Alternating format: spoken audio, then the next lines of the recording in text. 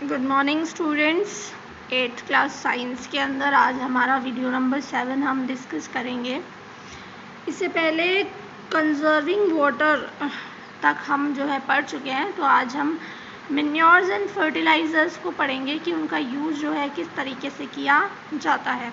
देखिए, मैन्योर्स होते हैं जो खाद हम लोग अपने खेतों में डालते हैं, उसे मैन्योर कहते हैं। और जो फर्टिलाइज़र होता है, फर्टिलाइज़र का मीनिंग होता है जो केमिकल्स हम खेतों के अंदर डालते हैं ताकि मिट्टी की फर्टिलिटी बढ़े और जो हम क्रॉप कल्टीवेट कर रहे हैं वो ज़्यादा से ज़्यादा क्वांटिटी के अंदर हमको मिले।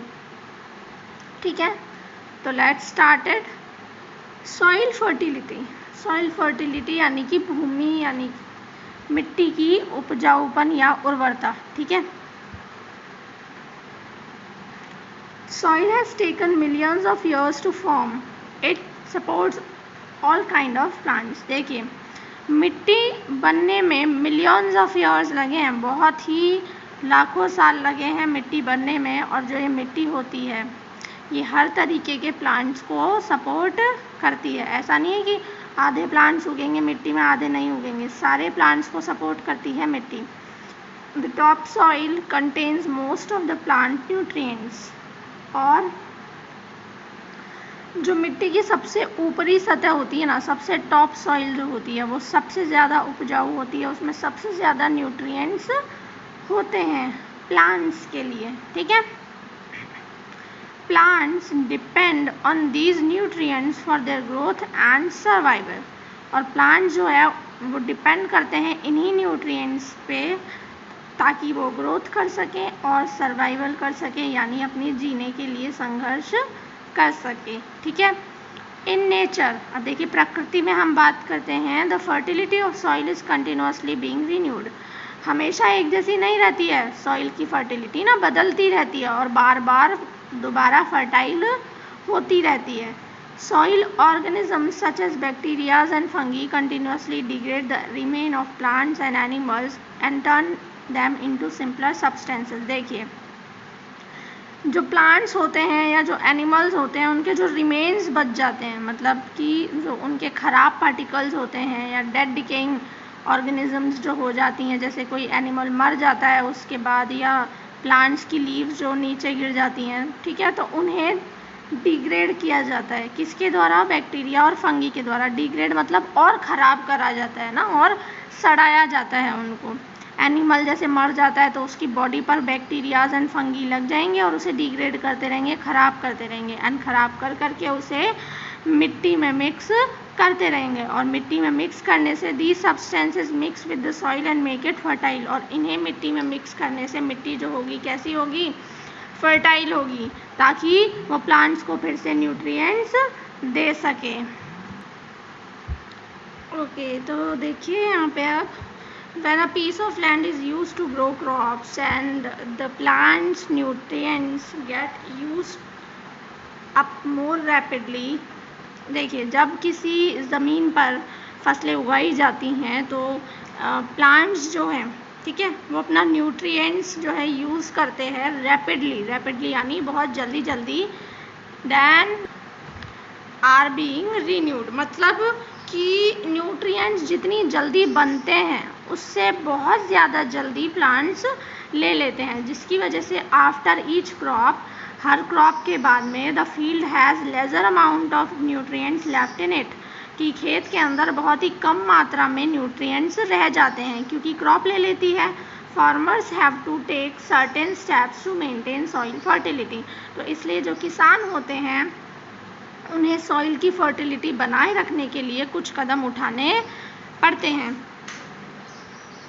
Crop plants requires proper amount of nutrients for their growth, कि जो क्रॉप प्लांट्स होती हैं, जो फसलें होती हैं, उन्हें प्रॉपर अमाउंट में न्यूट्रिएंट्स चाहिए। देखिए, प्रॉपर अमाउंट में उनको न्यूट्रिएंट्स चाहिए ताकि वो बढ़ सकें, हमें भी प्रॉपर अमाउंट में खाना चाहिए ताकि हम ग्रोथ कर सकें।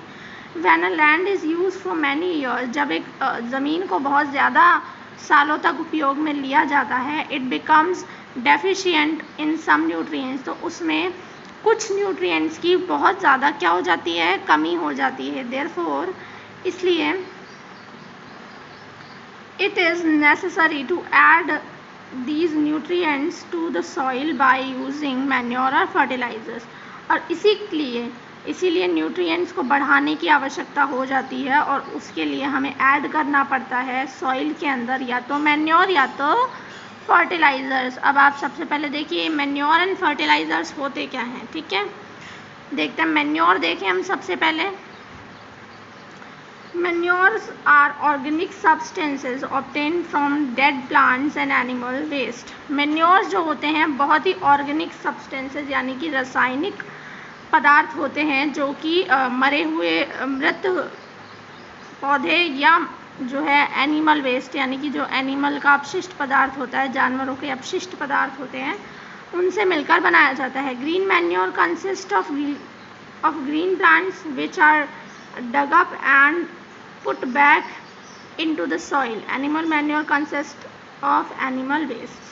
अब ग्रीन मैन्योर जो है वो तो ग्रीन प्लांट से बनाया जाता है और एनिमल मैन्योर जो है एनिमल वेस्ट से बनाया जाता है। क्या करते हैं हम कि इनको डग अप करते हैं, खोदते हैं और फिर से इन पे मिट्टी डाल देते हैं।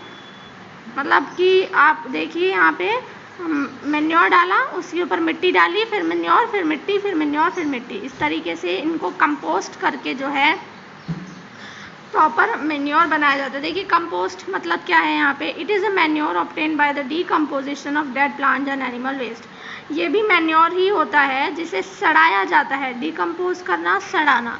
डिकम्पोज किया जाता है मरे हुए पौधों को और एनिमल के वेस्ट को, ठीक है। Compost is made by burying all available organic material in a pit with alternative layers of soil to speed up decomposition and leaving it to rot।